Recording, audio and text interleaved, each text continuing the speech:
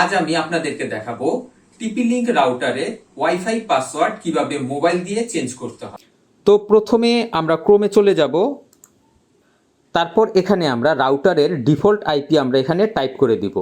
আমরা সাধারণত প্রতিটি রাউটারের পিছনে এই ডিফল্ট আইপিটি পেয়ে যাব। পাসওয়ার্ড দিয়ে আমরা রাউটারটি লগ ইন করে ঢুকে যাব।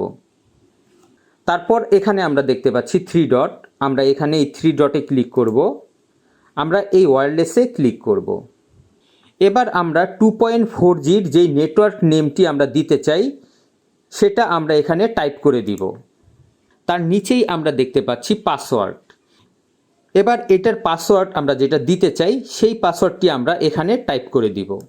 পাসওয়ার্ডটি টাইপ করার পরে এবার আমরা 5Gর ইউজার নেমটি আমরা চেঞ্জ করব।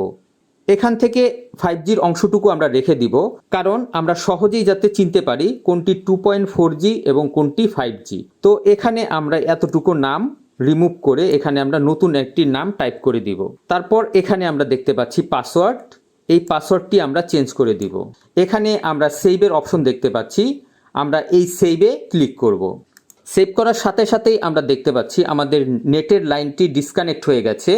এবার আমরা নতুন ওয়াইফাইয়ের ইউজার নেম এবং পাসওয়ার্ড দিয়ে আমরা মোবাইলটি আগে কানেক্ট করে নেব।